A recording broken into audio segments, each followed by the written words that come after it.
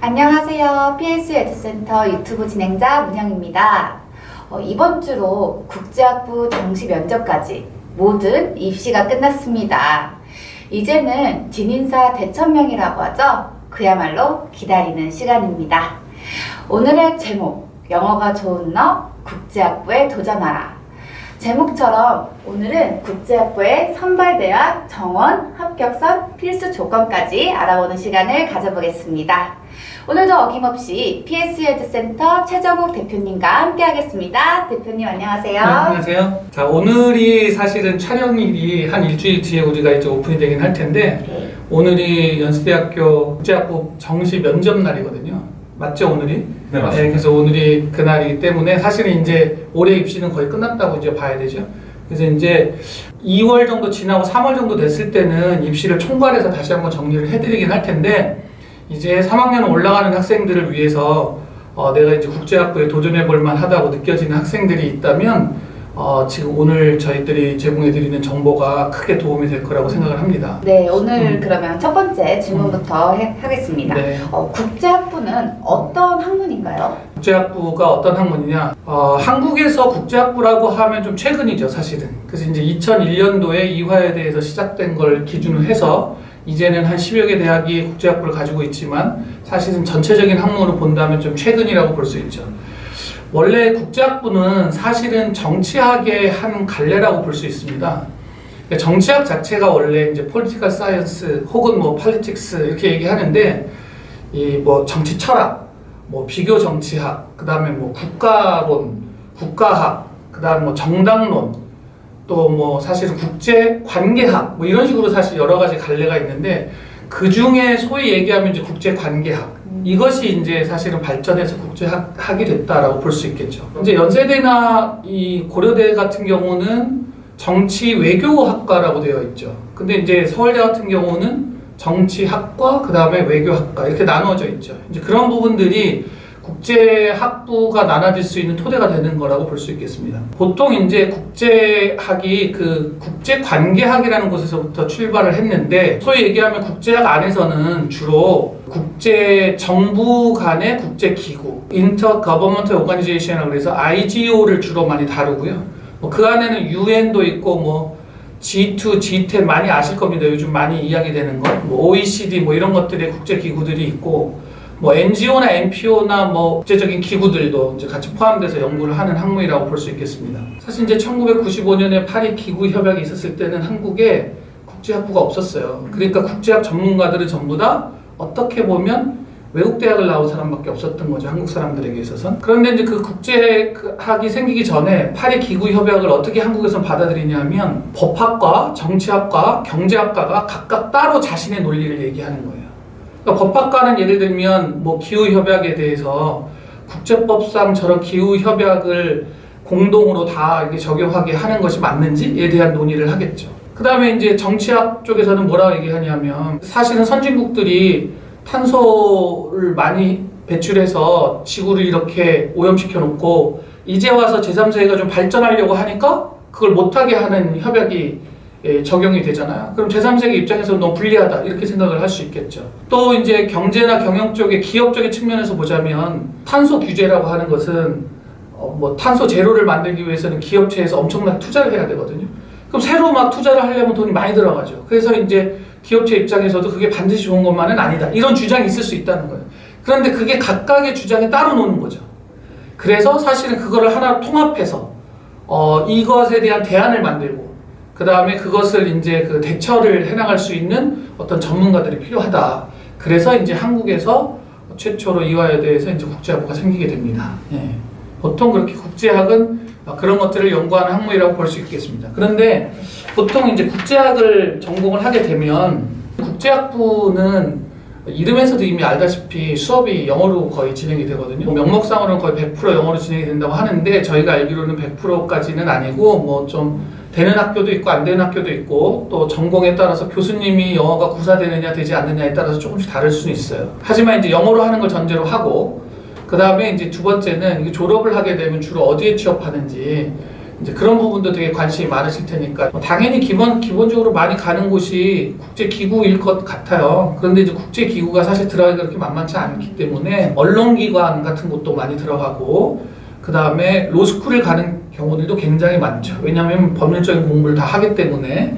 그 다음에 이제 뭐 보통 일반적인 기업체에서도 국제관계를 다루고 있는 기업체들은 굉장히 많기 때문에 그런 기업체에도 많이 진학을 하는 걸로 이제 저희가 파악을 할 수 있을 것 같습니다. 그리고 요즘은 연세대학교 하스에 보면 사실은 이제 문화와 경영이 합치된 것이 굉장히 많아요. 연예기획사라든지 혹은 그 문화 콘텐츠를 개발하거나 그것을 이제 국가가 공유하는 그런 관련된 문화 회사들 뭐 이런 곳에도 꽤 많이 취업을 하는 것으로 알고 있습니다. 그러면 주로 어떤 학생들이 지원하나요? 크게 보면 이제 뭐 외고, 국제고, 또 뭐 일반고, 뭐 해외고 뭐 이런 식으로 나누어지는데 보통 그 지원하는 학생들의 분포를 한번 좀 살펴볼까요? 오늘 이 실장님 같이 참여하셨는데 네네. 그 학생들 외고나 뭐 이런 어떤 그 국제고나 이런 학생들이 이 국제학부에 지원할 때 비율이 어느 정도 돼서 학생들이 보통 지원을 하던가요? 매년 뭐 차이가 있을 수는 있는데요. 네. 지금 대표님 말씀 주신 대로 이제 외고나 국제고 학생들이 과반을 좀 넘는 상태고요. 그리고 이제 연세대 같은 경우는 해외고랑 국내고를 분리선발하는 상태이기 때문에 인원수의 차이는 좀 있을 수 있지만 비율 자체는 전체적으로 이제 국제학부 총 인원을 봤을 때 해외고 학생들이 한 20%, 그리고 이제 자사고 일반고 학생들 중에서도 영어 능력이 좀 되는 친구들 같은 경우는 한 20% 해가지고 비율 자체는 일단은 외국 국제고 학생들이 가장 많은 편이고요. 해외고 20%, 자사고 일반고 20%, 그리고 마지막으로 우리나라에 있는 학령인정 여부의 차이가 좀 있지만 국제학교들도 있는데 청나라 같은 든든의 이제 국제학교 학생들이 나머지 10%를 이제 구성하고 있다고 보시면 될 것 같습니다. 네, 대체적으로 기본적으로 영어를 잘하는 학생들이 도전하는 게 맞는 거죠. 네네, 영어를 당연히 잘해야 되고요. 대표님 지금 말씀 주신 대로 국제학부 자체가 최소 80% 이상의 영어 수업을 진행하기 때문에 학생이 이제 대학에 가서 학문을 이어나가려면 당연히 영어 능력이 좋아야 됩니다. 네. 그래서 사실은 영어 능력이 좋은 학생들이 지원을 하다 보니까 다른 과에 비해서 사실 경쟁률이 좀 낮아요. 왜냐하면 이제 영어를 잘해야 지원을 한다라는 부담이 좀 있죠. 네. 이제 한국에서 공부했던 학생들이 영어가 막 이렇게 굉장히 잘하는 학생들의 숫자가 아무래도 이제 적을 수가 있잖아요.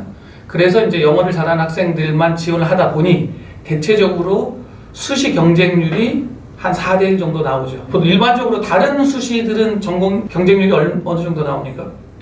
일반적으로 학생고등학전 같은 경우는 영어 능력과 상관없이 지원할 수가 있기 때문에 학교별로 차이가 있을 수는 있지만 보통 20대 1이 넘습니다. 20대 1? 네, 근데 지금 영어 기자 그리고 이제 학생고등학전 국제형 흐름에 국제학부 선발 같은 경우는 말씀 주신 대로 영어 능력이 이제 전제가 되기 때문에 한 4대 1? 네, 학생들이 경쟁률이 낮을 수가 없죠. 일반적으로 수시 지원을 하게 되면 20대 1은 기본이라고 보시면 돼요. 왜냐하면 학생들 한 명이 이제 6개 대학을 쓸 수가 있기 때문에 막 겹치죠. 막 이렇게 해서. 그래서 이제 나중에 합격이 돼도 이제 1차, 2차 이렇게 막 도는 건데. 아무튼 다른 학과에 비하면 경쟁률이 4대 1로 매우 착하다. 만약에 내가 혹시 영어를 좀 할 줄 안다 라고 하면 소위 얘기해서 꿀빠는 전형입니다. 거의 최고라고 볼 수 있죠. 그러니까 굉장히 도전해 볼 만한, 그리고 상당히 연세대, 고려대, 이화여대 이런 상당히 상위권 대학들이 이거를 가지고 있기 때문에 한번 정말 도전해 볼 만하다라는 생각이 듭니다. 그러면 입학에 필요한 요소로는 무엇이 있을까요? 네, 이제 그 수시 전형에서 이제 보통 여러 가지 요소들을 이제 가지고 들어가야 되겠지만 기본적으로 한 6가지 정도가 필요한데 각각에 따라서 좀 다를 수 있는데 한번 부르를 해볼까요? 네. 우선 첫 번째는 누가 뭐라 그래도 생활기록부가 있을 것 같아요. 한국의 입시는 생기부 기본으로 이루어지는 거기 때문에 생기부 안에는 한마디로 얘기하면 이제 교과와 비교과가 포함이 되겠죠. 그러니까 이제 내신 성적이 들어가고 그 다음에 엑스트라 커리큘러 같은 것들이 그 안에 다 포함되어 있을 것 같습니다. 두 번째 필요한 것은 이제 수능이 있는데 이제 수능을 우리가 보통 뭐라고 얘기하냐면 이제 표준화 점수라고 얘기를 해요. 그래서 한국에서 공부한 학생들은 수능이 필요하고 또 수능 최저가 있는 곳은 수능이 필요하고 정시에는 수능이 필요하지만 그렇지 않고 해외고 출신이라든지 이런 다른 학생들 같은 경우는 수능이 아니라 SAT를 제출할 수도 있는 거예요.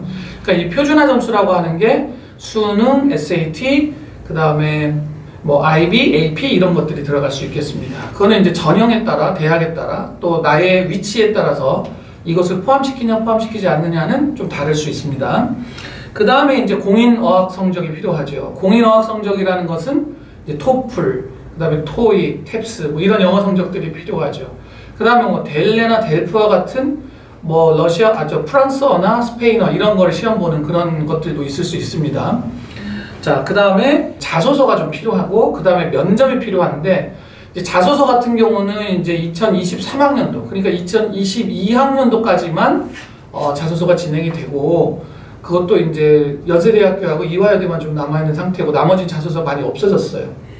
그리고 이제 마지막으로 이제 면접이 있는데 면접은 이제 연대하고 고대는 재시문 면접이고 나머지 대학들은 이제 서류 면접이 되겠습니다. 아무튼 이렇게 아까 제가 6가지를 했는데 5가지 정도 이렇게 5가지가 필요한 상황입니다. 이 실장님이 이 5가지를 제가 분류한 것 중에 뭐 가장 중요하다고 느껴지는 게 혹시 어떤 게 있을까요? 네, 지금 이 요소들 중에 그 해외고나 국내고나 다 학교 내신 성적이 제일 중요할 수가 있는데요. 해외고등학교 학생하고 국내고 학생을 좀 구분해서 말씀드리면 해외고등학교 학생 같은 경우는 학교 성적표에 아무래도 이제 전공과 본인이 이제 국자학부 지원한다고 하면은 국자학과 연관된 과목을 어떻게 선택했는지가 가장 중요한 요소일 거고요.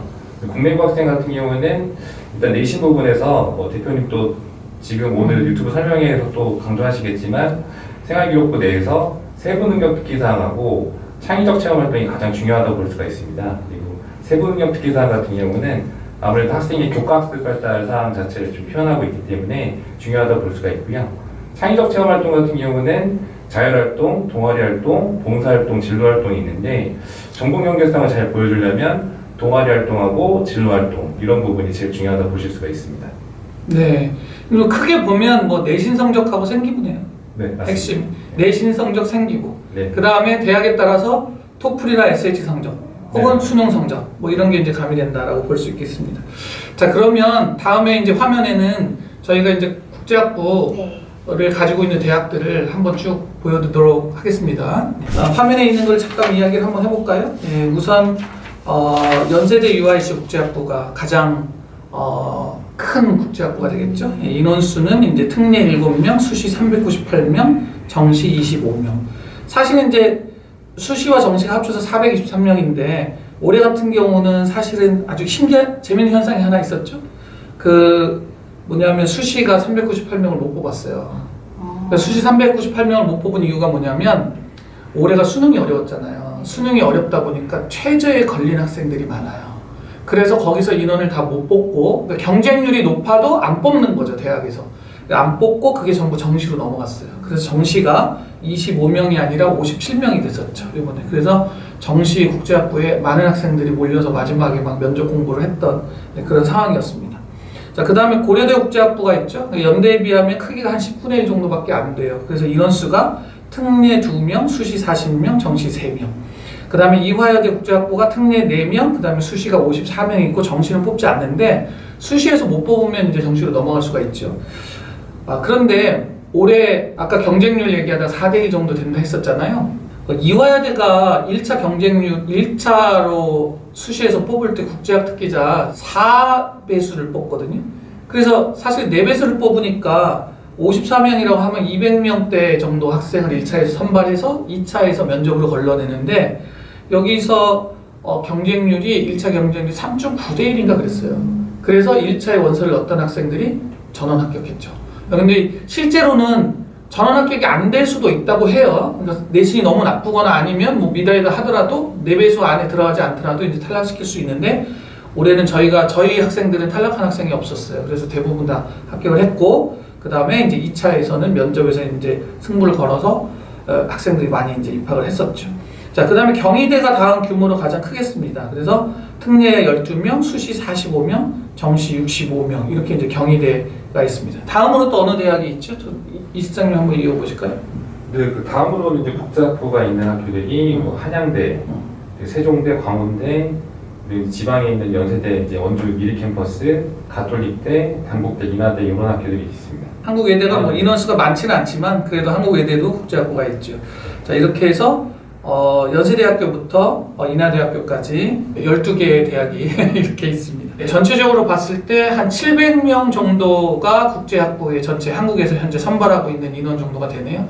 경쟁률이 한 4대1에서 5대1 되니까 한 3,000명 정도 학생들이 보통 이렇게 국제학부에 지원해서 최종적으로 그 중에 뭐 이제 한 4분의 1 정도가 합격하는 그런 상황이라고 보시면 될 것 같습니다.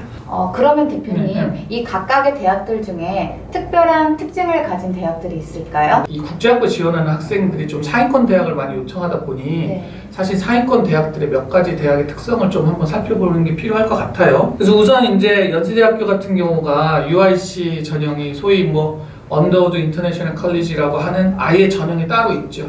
그 다음에 이제 우리가 지난번에 촬영했을 때도 연세대학교 얘기가 나왔었는데, 연세대학교는 국내고 출신과 해외고 출신이 분리돼서 선발을 하기 때문에 해외고 출신 학생들이 매우 많이 몰리는 대학입니다. 그러니까 해외고 아이들이 국내의 외고나 국제고 아이들을 경쟁을 하지 않아도 되기 때문에 굉장히 많은 학생들이 몰리는 그런 특성을 가지고 있죠.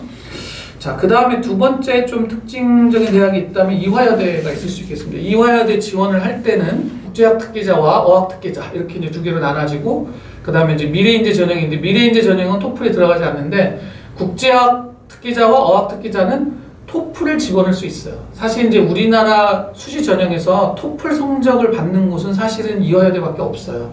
그러니까 이제 남학생 같은 경우는 좀 지원하는 이제 이미 탈락이죠. 내가 남자라는 이유로 이화여대는 탈락입니다. 그 다음에 이제 그런 그 특징 갖고 있어서 토플 성적을 넣을 수 있다. 그래서 올해 저희들이 이제 입시 전형 결과를 어느 정도 가지고 있는데, 올해 112점 학생은 탈락을 했고요. 보통 115에서 116점 정도 학생은 합격을 한 걸로 보여집니다. 저희가 이제 정확하게 알 수는 없으나 저희 학생들을 토대로 해서 이제 한번 좀 볼 수 있을 것 같아요. 자, 다음 특성을 가지고 있는 학교 이제 경희대학교 국제학부가 있습니다. 경희대학교도 인원수가 거의 100명 정도가 100명이 넘는 인원을 뽑기 때문에 상당히 규모가 크죠. 경희대에서 특별한 점이 있다면 올해 2023학년도, 그러니까 2022학년도부터는 수능 최저가 없습니다. 수능 최저가 없어서 수능에 걱정하지 않고 국제학에 지원할 수 있다, 이런 특징이 있습니다. 혹시 연세대학교에서 조금 더 설명 추가하실 거 있으실까요? 네, 연세대 같은 경우는 다른 대학의 국제학부에 비해서 전공이 되게 세분화되어 있습니다. 네. 예, 그래서 이제 언더우드 인문사회 같은 경우도 뭐 정치외교만 공부하는 게 아니라 국제학, 뭐 경제학, 비교문학과 문학 이런 식으로 해가지고 아무래도 이제 그 미국 대학교도 굳이 비교하면은 리버럴 아츠 칼리지 그 개념을 이제 보셔도 되고요. 하스 같은 경우는 언더우드 인문사회보다 오히려 더 많이 세분화되어 있는데 더 자세한 거는 연세대 입학 홈페이지에 전공 트랙 내용 보시면은 자세히 아실 수가 있어요. 저희가 연세대학교에는 뭐 이런 특징도 조금 더 설명이 필요할 것 같아요. 보니까 그 UD와 하스와 ISE로 분리가 되어 있잖아요. 그러니까 UD 같은 경우가 주로 이제 인문학하고 이제 UD에 공학이 있긴 있는데 생명공학이 조금 인원이 너무 적기 때문에 일반적으로 인문학 쪽인데, 여기에 이제 정치학, 경제학, 그 다음에 문학 이렇게 이제 들어있죠. 근데 여기서 자소서가 영어 자소서예요. 그러니까 이제 우리나라에서 영문으로 자소서를 제출해야 되는 곳이 거의 많지 않은데, 여기가 이제 영어 자소서이기 때문에 더더욱 이제 영어가 잘 안 되는 학생들이 도전하기 좀 어려운 곳이죠. 그러다 보니까 사실 영어를 잘하는 학생들만 거의 모여 있다, 이렇게 볼 수 있을 것 같아요.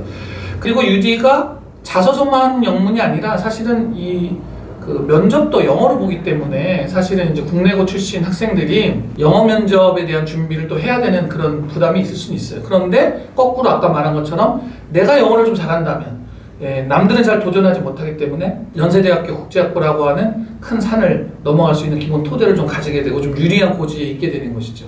내가 해외고 출신이라면은 자소서도 그렇고 면접도 그렇고 다 국문으로 합니다. 그것도 재미있는 현상인데, 해외고를 나온 학생들은 연세대학교에서 볼 때 이제 이 친구는 영어 능력이 중요한 게 아니다, 오히려 학문적 능력이 더 중요하다, 이렇게 판단하는 것 같습니다. 자, 그리고 하스 같은 경우가 이제 자소서와 면접이 다 우리말로 되어 있습니다. 그러니까 약간 두 개가 좀 그 자소서와 면접하는 것이 조금 다르다, 이것까지 조금 이제 알아두시면 좋은 정보가 될 수 있을 것 같습니다. 자, 한 가지만 더 마지막으로 말씀을 드리면, 하스 같은 경우는 이제 수능 최저가 있어요. 근데 이제 그 UD는 수능 최저가 없기 때문에 수능에 대한 부담이 없는데, 하스는 수능 최저가 있기 때문에 해외고 학생들이 지원하기가 굉장히 어렵죠. 그러니까 해외고인 경우에는 하스를 어떻게 지원하게 됩니까? 해외고 학생 같은 경우는 학생부 종합 국제형이라는 트랙을 이제 지원하게 되고요. 그리고 이제 국내고랑 해외고 아까 대표님 말씀 주신 대로 분리 선발하게 됩니다. 그리고 이제 언더우드 인문사회가 30명 선발하고요. 하스가 30명 선발하고 이공계 트랙인 ISE가 20명 선발을 하는. 그렇죠, 그렇죠. 네네. 이제 그 해외고 학생만 또 선발하는 트랙이 글로벌 인재학부라고 있는데 네. 국내고 학생을 지원할 수 있는 트랙이 없고요. 네. 해외고 학생만 10명 모집 단위가 있는데 처음에는 이제 한국 정치, 경제, 사회문화 이런 걸 공부시키는 트랙이었는데 최근에는 뭐 국제통상이라든가 바이오융합 같은 걸 공부시켜가지고 그 내용 자체가 많이 좀 깊이가 있어졌고요. 그 정도 인원이 이제 연세대학교 해외고 전형이라고 보시면 됩니다. 맞습니다. 예, 이제 연세대학교는 해외고 학생들 따로 뽑기 때문에 하스를 지원한다 하더라도 그 수능 최저가 없습니다. 그래서 이제 뭐 편안하게 영어 공부와 또 다른 공부를 통해서 들어올 수 있는 거죠. 그래서 이제 연세대학교 유리한 지점들이 해외고도 그렇고 이렇게 이제 있을 것 같습니다. 대표님, 그럼 혹시 입학 라인에 대해 커트라인이요? 알려주시나요? 커트라인 상당히 민감한 부분인데 이런 데서 얘기해도 되나? 사실은 거의 이제 국제학부에 전화가 와서 이렇게 궁금하시는 분들은 결국은 묻는 게 그거예요. 내 내신이 이만큼인데 수시 1차주 붙을 수 있을까요? 뭐 이런 거에 대한 질문인데요. 물론 이게 뭐 연세대학교에서 정확하게 발표가 나오거나 뭐 이런 것들은 아니지만 좀 예측은 좀 가능할 거는 같아요. 사실 이제 저희 학원 PSU 같은 경우는 국제학부에 지원한 학생들이 보통 150명, 200명 이렇게 지원하기 때문에 사실은 모수를 많이 가지고 있어요. 그래서 대체적으로 어떤 그 모수를 분석을 좀 하면 어느 정도 이제 대략 좀 이게 추측이 가능하죠. 일반적으로 본다면 외고나 국제고, 서울국제고, 뭐 동탄국제고, 뭐 이런 국제고, 부산국제고 이런 외고나 국제고 같은 경우는 대체적으로 보면은 3등급 후반대 정도까지 1차에 합격을 하는 게 많이 보입니다.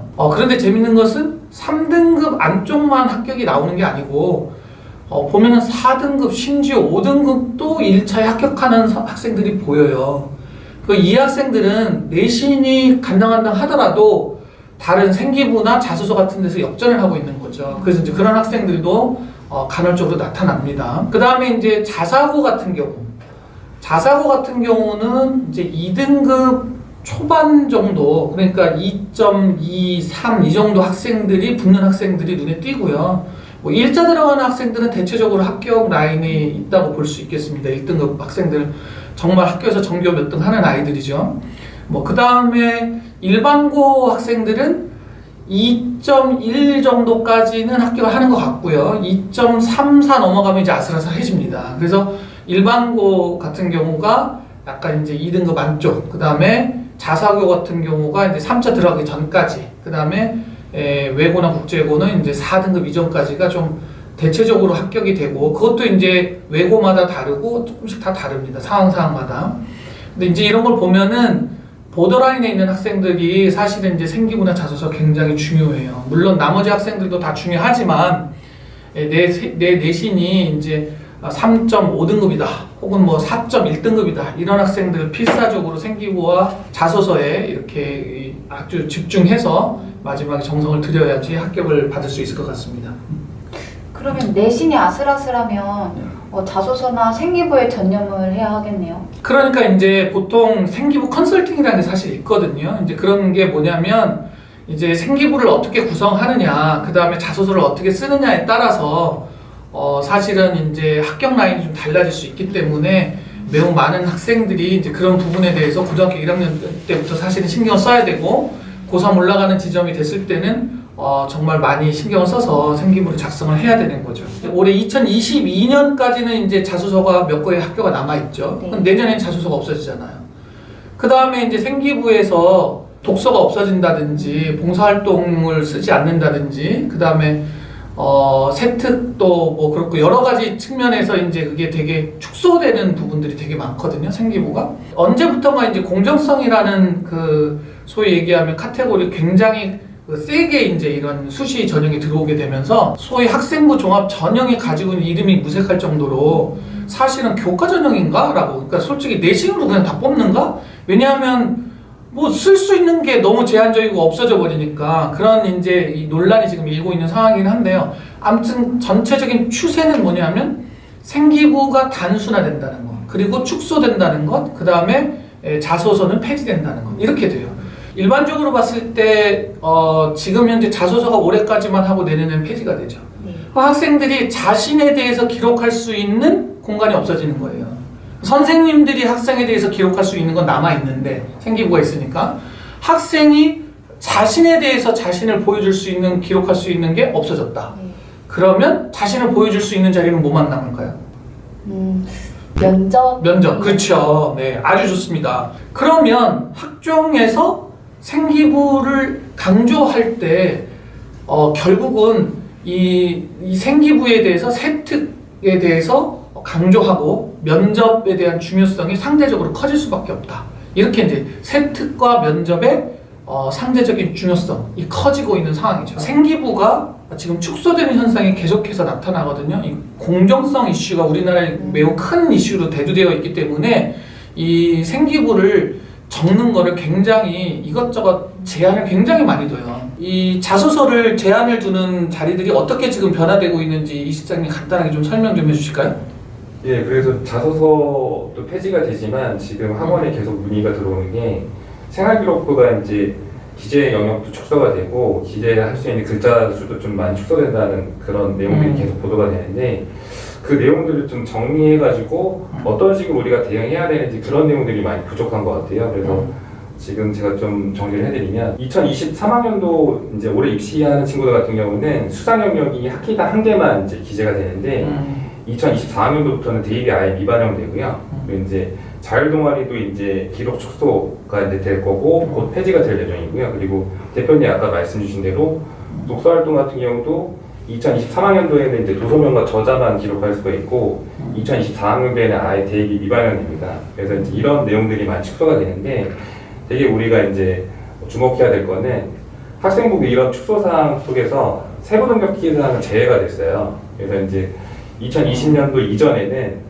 특기할 사항만 이제 있는 학생들만 선별해가지고 세부 능력특기 사항을 기록해줬지만 2020년 이후에는 모든 학생들에 대해서 입력하는 것으로 변화가 됐거든요. 그래서 이 부분만 보더라도 그 세부 능력특기 사항의 이제 그 중요도 무게를 좀 우리가 짐작할 수가 있고요. 세부 능력특기 사항을 어떤 식으로 이제 준비해야 될지 많이 질문 주셨을 때 저는 이런 부분을 좀 강조해드리고 싶어요. 그래서 학생이 스스로 할 수 있는 뭐 토론대회라든가 학교에서 진행하는 쪽지 시험 형태의 질문과 답변 같은 경우는 학생이 스스로 할 수가 있는데 본인의 심화학습 능력을 좀 평가받을 수 있는 보고서 활동이라든가 탐구 보고서 활동 그리고 이제 조별 탐구 뭐 발표 이런 내용들 같은 경우는 전문가의 도움이 좀 필요할 수도 있지 않나라는 부분 때문에 아까 대표님 말씀하신 생기부 컨설팅의 필요성이 저는 좀 계속 생기고 있지 않나라는 생각이 듭니다. 네.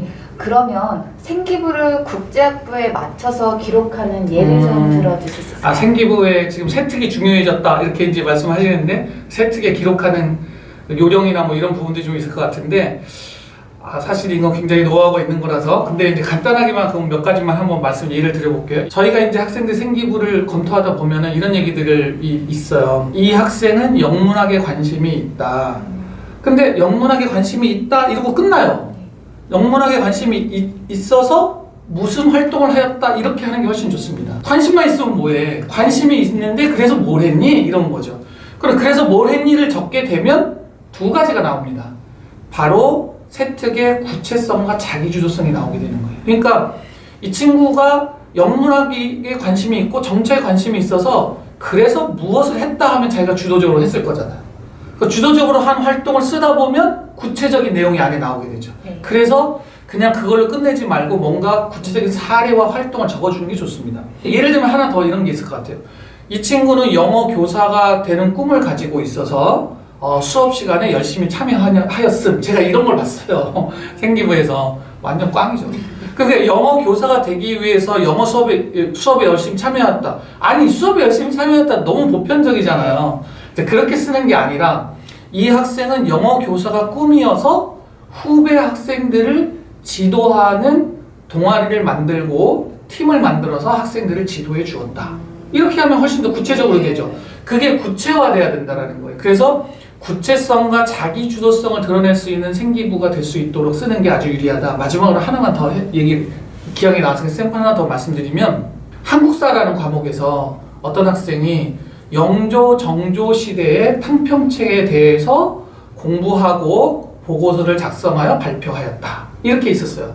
그걸로 끝나면 살짝 아쉬워. 거기다가 뭘 더해주면 되냐면 아주 좋은 생기부가 될 수 있냐면 자, 영조 정조의 탕평책을 연구하고 현재 한국 정치의 개혁 대상인 코드 인사에 대한 비판적 시각으로 그 둘을 비교하였다. 이렇게 되면 조선시대의 탕평책과 현재 한국 사회에서의 코드 인사가 가지고 있는 그 두 가지 공통된 문제가 있잖아요. 이러면 이제 시대적 확장이 일어나죠. 그 다음에 정치학 내부에 있어서 심화되는 게 있죠. 그러니까 이제 지적 심화, 지적 확장. 이거를 이제 보여줄 수 있는 얘기가 되는 겁니다. 좋은 사례라고 볼 수 있을 것 같아요. 그래서 이렇게 생각을 한다면 자기가 이제 생기부를 물론 학생이 쓰는 게 아니지만 기본적인 베이스를 선생님에게 제출하게 돼 있기 때문에 기본적인 자신이 했던 활동들을 제출하면서 보고서 작성한 것, 그 중에서 내가 공부했던 부분들을 심화 확장시키고 안에 실제로 그걸 통해서 어떤 행동을 했는지까지 보여주면 세특이 굉장히 좋은 세특이 될 수 있을 거라 생각이 듭니다. 네. 대표님, 그러면 생기부에서 중요한 키워드를 한마디로 말씀하시면 지금 금방 얘기한 부분을 다시 한번 정리해달라는 말씀이시네요. 자, 생기부를 기록할 때 저는 개인적으로 이렇게 생각해요. 물론 이게 교수님들이 바라보는 관점이 이게 다가 아닐 수 있으나 제가 볼 때 가장 중요한 것은 구체적으로 기록해야 된다는 겁니다. 모호하면 안 됩니다. 그 다음 너무 일반적이어도 안 됩니다. 그래서 구체적인 어떤 회의 이름, 그 다음에 내가 거기서 했던 역할, 그 다음에 발표했던 내용 이런 것들이 정확하게 나오는 게 좋을 것 같고요. 그래서 첫 번째 키워드로는 저는 구체성을 뽑겠습니다. 이 실장님은 혹시 다음 키워드를 뭘로 뽑으실 수 있을까요? 구체성도 되게 중요한 포인트인 것 같고요. 그 아까 대표님 말씀하신 내용 뭐 저도 한 번 더 정리해 보면 학생이 이제 학문에 대한 본인이 전공하고 싶은 내용에 대한 관심을 가졌으면 그 내용 학생이 조사 연구해가지고 깨달음을 얻고 그 내용 가지고 학생이 심화 확장을 시켜서 발전 가능성을 만드는 그런 프로세스들을 생활기록부의 세부능 특기사항에 잘 기재하는 게 되게 중요할 것 같습니다. 한마디로 하자면 발전 가능성입니까? 네, 발전 가능성. 네, 그러면 저는 구체성, 네네. 그 다음에 이 실장님은 발전 가능성. 마지막으로 제가 하나만 더 집어넣으면, 근데 그 발전 가능성 안에는 사실은 이제 지적 심화와 확장이 이제 들어있는 거죠. 발전 가능성과 심화 확장을 같이 넣는 걸로 하고, 그 다음에 자기 주도성. 그러니까 어떤 활동을 했는데 학교에 있는 모든 학생이 하는 활동은 장점이 없어요. 네. 그거는 학교 시켰으니까 모든 학생이 하는 거잖아요. 자기 주도라는 건 내가 주도적으로 뭔가를 만들어서 활동을 했다. 이거를 보여주는 거. 그러니까 이렇게 되겠습니다. 구체성, 자기 주도성, 심화 확장, 지적 심화 확장, 발전 가능성. 이 네 개를 어떻게 그 글 속에 안에 그러니까 안에 잘 집어넣느냐가 이제 교수님들이 바라보는 이 학생의 좋은 점 이런 것들이 아닐까. 대표님, 그러면 올해 PSU 에듀센터는 합격 성과가 어땠나요? 가장 궁금한 것 중에 하나이죠. 만약 합격 성과가 어떻게 되느냐에 따라서 나도 이제 여기를 선택했을 때 그런 합격 성과를 거둘 수 있는지에 대한 부분이 궁금하실 테니까 일반적으로 봐서 저희가 이제 국제학부로는 아마 한국에서는 가장 많은 인원을 학생들이 저희 회사에서 이렇게 공부도 하고 연습도 하고 이렇게 하는 것 같습니다. 현재는 아직은 취업 중이에요. 이제 1차도 그렇고 아직 다 발표가 난 것들이 아니기 때문에 이제 수시는 이제 거의 발표가 났는데 사실은 학생들한테 전화해가지고 붙었니 떨어졌니 하기가 물어보기가 되게 좀 그쵸. 민망합니다. 쉽지가 않아요. 만약에 붙었을 때는 되게 좋은데 떨어진 학생에게 하면 굉장히 신뢰가 되니까 저희가 잘 못하고 그냥 돌아서 저희가 이제 파악을 하고 있는 중이고요. 일반적으로 저희가 이번에 그 연세대학교 같은 경우는 총 인원이 한 150명 정도 이렇게 학생들이 저희 자소서 면접 수업을 진행을 했었죠. 이제 그 학생들 중에 현재 최종 합격이 파악된 학생들은 현재 한 80명 정도 이렇게 이제 최종적으로 합격이 확인이 된 상태고요. 앞으로도 계속 이제 더 찾아보면 더 나올 거라고 생각이 들고요. 마지막에 정시 같은 경우에도 사실 이제 마지막 15명 정도 학생들이 와서 면접을 다시 한번 연습하고 그러고 갔는데 아마 많은 학생들이 다 합격을 하지 않을까라는 생각이 듭니다. 1차에는 한 명을 제외하고는 다 붙었었어요. 근데 최종적으로는 아직 잘 모르겠고. 그러니까 이화여대 같은 경우는 전체적으로 한 30명에서 40명 정도 학생들이 공부를 했었는데 현재 한 20명 정도 학생들이 합격을 했고요. 요번에 사실은 이제 3관왕이 한 명 나왔습니다. 이 학생은 이제 연세대 유디 붙고, 그 다음에 고대 계열적 값 붙고, 그 다음에 이제 이화여대 국제학 특기자 전액 장학금 붙었습니다.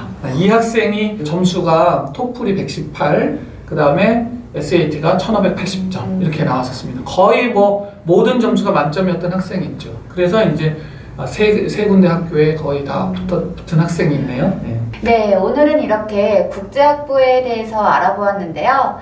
PS 에듀센터는 국제학부에 매년 압도적인 인원을 합격시키고 있는 국내 명성 있는 국제학부 전문가입니다. 그러니 믿고 맡겨주셔도 아주 좋겠죠? 감사합니다. 네. 드디어 저희 유튜브가 1200명을 달성했습니다. 네. 자, 그러면 또 다음 주에 네. 뵙는 걸로 해요. 그러면 네. 혹시 영상을 보시고 더 궁금하시거나 문의사항이 있으시면 언제든 PS 에듀센터 댓글이나 직접 전화 연결 주셔도 아주 네. 좋을 것 같아요. 네. 그럼 다음 영상에서 뵙겠습니다. 안녕히 계세요. 감사합니다. 네.